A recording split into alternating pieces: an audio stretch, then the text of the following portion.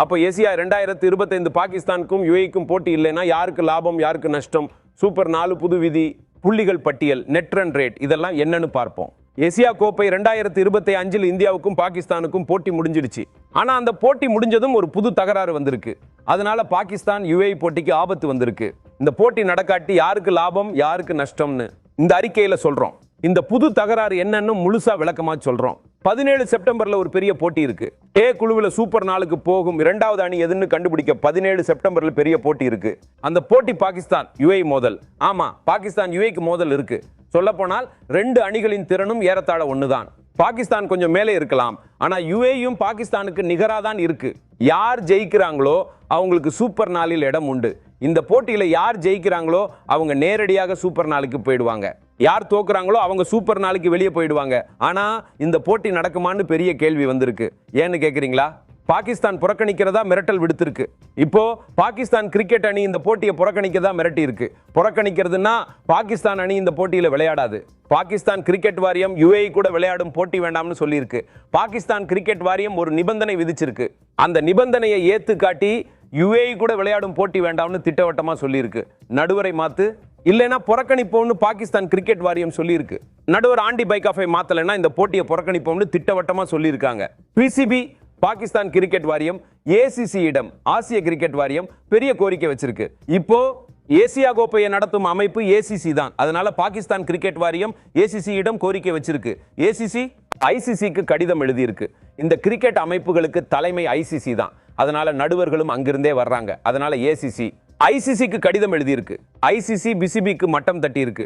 இப்போ புதுசா வந்திருக்க தகவல் என்னன்னா ஐசிசி பாகிஸ்தான் கிரிக்கெட் வாரியத்துக்கு மட்டம் தட்டி இருக்கு.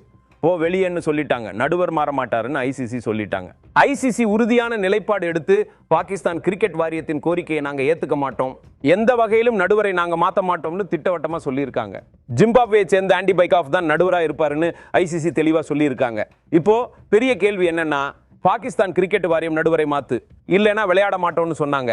ஐசிசி இப்போ வெளியேன்னு சொல்லிட்டு நடுவர் மாற மாட்டாருன்னு சொல்லிட்டாங்க. இப்போ பெரிய கேள்வி என்னன்னா பிசிபி தன்னுடைய கோரிக்கையில தொடர்ந்து உறுதியா இருக்குமா? பாகிஸ்தான் கிரிக்கெட் வாரியத்துக்கும் பாகிஸ்தான் நாட்டுக்கும் அவமானப்படுறதும் நாக்கு அறுபடுறதும் சர்வசாதாரணம். நான் இன்னும் மோசமான வார்த்தைகளை உபயோகிக்க விரும்பல. எளிதா சொன்னா பாகிஸ்தான் கிரிக்கெட் வாரியம் இன்னும் தன்னுடைய கோரிக்கையில் உறுதியா இருக்குமா? பாகிஸ்தான் அணி விளையாடாதா? பெரிய கேள்வி அதுதான். பாகிஸ்தான் அணி யுஏஇ கூட விளையாடும் போட்டியில் விளையாடாதா? ஒருவேளை போட்டி நடக்கலன்னா யாருக்கு லாபம், யாருக்கு நஷ்டம்? திரும்பவும் பாகிஸ்தானின் நாக்கு அறுபடுமா? பாகிஸ்தான் கிரிக்கெட்டின் நாக்கு நாடுன்னு கூட சொல்லலாம், முழுசா அறுபட்டு இருக்கு. ஆனா இன்னொரு முறை உலக அரங்கில் பாகிஸ்தான் வெட்கப்பட ஒரு வாய்ப்பு வருமா? போட்டியை புறக்கணிச்சா யுஏஇக்கு புள்ளிகள். ரொம்ப எளிதான விஷயம். போட்டியை புறக்கணிச்சா பாகிஸ்தான் விளையாடலைன்னா யுஏஇக்கு நேரடியாக புள்ளிகள் கிடைச்சிடும்.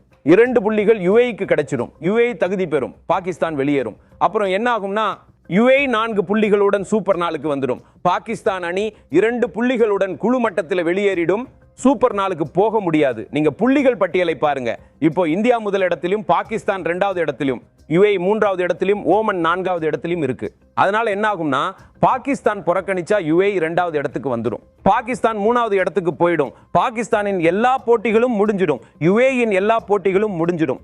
யுஏஇக்கு 4 புள்ளிகளும் பாகிஸ்தானுக்கு 2 புள்ளிகளும் இருக்கும். அதனால பாகிஸ்தான் அணி சூப்பர் 4க்கு தகுதி பெற முடியாது.